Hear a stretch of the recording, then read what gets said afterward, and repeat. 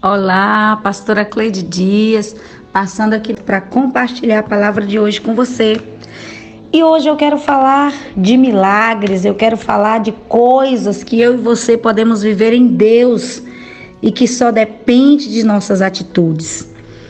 Tem 3 atitudes que, para mim, por experiências vividas, eu entendo que são atitudes que não podem deixar de ser tomadas por nós, para que a gente possa viver uma vida de sucesso. E a primeira atitude é decidir ouvir a coisa certa.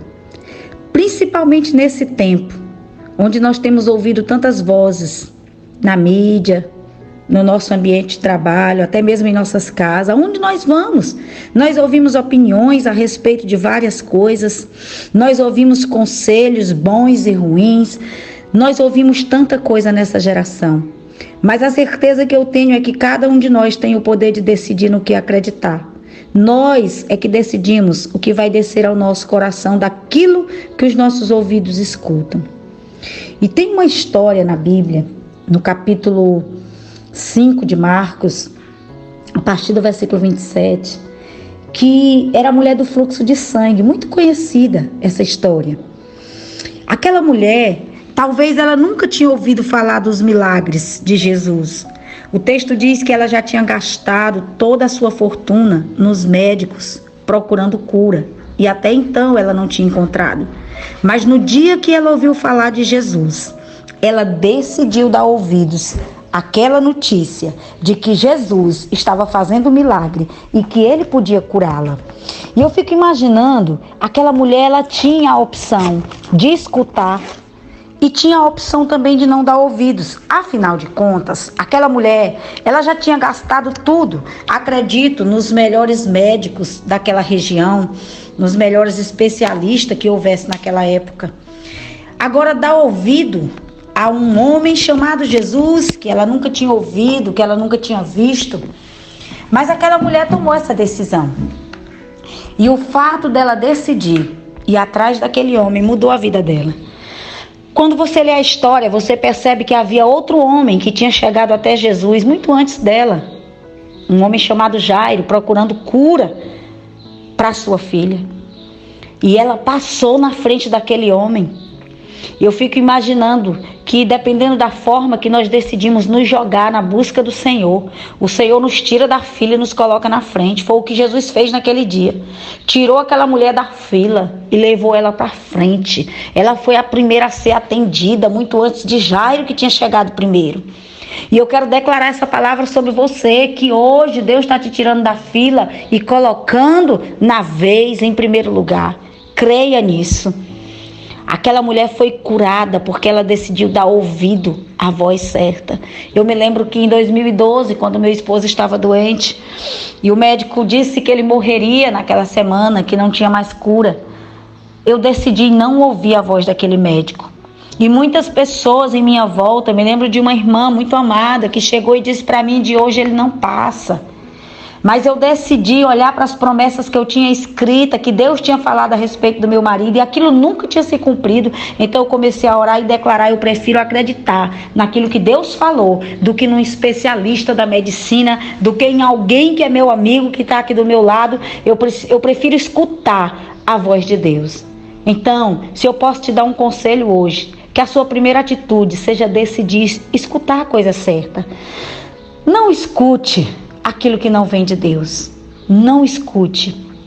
A segunda atitude: diga as coisas certas. A Bíblia afirma em Provérbios 18, 21 que a morte e a vida está no poder da língua. O que você diz afetará tudo sobre sua vida e o seu futuro. Receber ou perder alguma coisa nessa vida está associada ao que você diz, ao que você fala. A Bíblia conta que lá em Marcos 7, a história de outra mulher, a partir do versículo 27, uma mulher cirofenícia.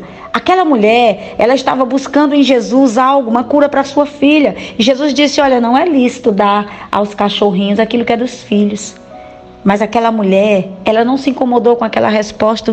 Humildemente ela olhou para Jesus e disse: olha, Os cachorrinhos também comem das migalhas que caem da mesa do seu Senhor. O que aquela mulher estava dizendo era: olha, Jesus, os teus filhos nem estão dando tanto valor assim para aquilo que tu diz e faz, mas eu acredito que até as migalhas que caem sobre mim vai resolver minha vida. Jesus olhou para aquela mulher e disse assim: por causa da tua resposta, vai, a tua filha está curada. Sabe o que eu aprendo aqui? Que falar a coisa certa faz toda a diferença para recebermos o milagre de Deus. Quantas vezes eu e você já fechamos porta porque estávamos em lugares, em ambientes que nos aborreceram e de repente a gente liberou uma palavra que não deveria, falamos uma tolice. Quantas vezes nós fechamos porta com a nossa maneira de falar, de se comportar?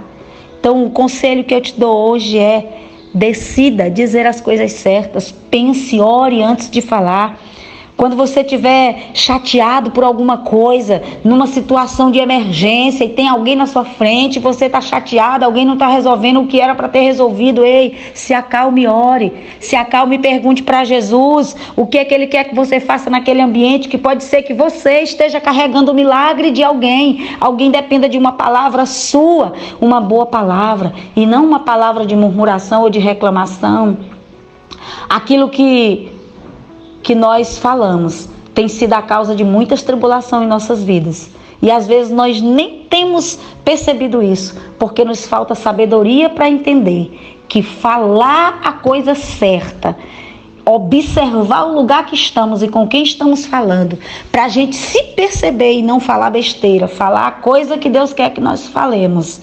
Muitas vezes nós não temos tido essa sabedoria e temos errado, e quem tem perdido é nós. Quem perde é quem fala, quem perde é que mantém a boca aberta quando Deus manda fechar e fechada quando Deus manda abrir.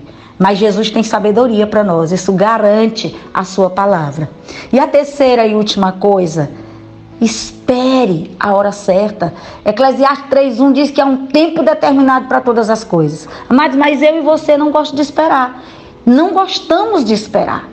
Mas nós precisamos aprender. Esperar faz parte do grandioso plano de Deus. Isso é tão verdade que Isaías 30:18 diz que Deus espera, se detém, para poder ter misericórdia de nós, simplesmente porque Ele é o Deus de justiça.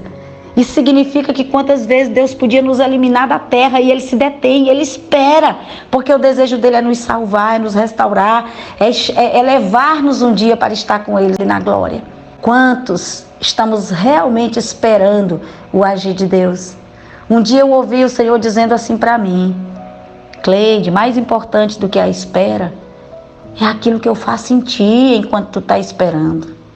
Amados, eu poderia te citar muitos exemplos bíblicos de pessoas que esperaram. Noé esperou mais de 100 anos até que o dilúvio veio. E durante todo esse período ele era desacreditado. O que ele falava não tinha validade, porque ninguém acreditou nele a não ser a sua família. José esperou mais de 12 anos para assumir o trono do Egito e ser governador, onde ele governou por 80 anos. Deus tinha um propósito. Era lá na prisão que ele ia encontrar um homem, um copeiro, que sopraria o nome dele lá no Egito.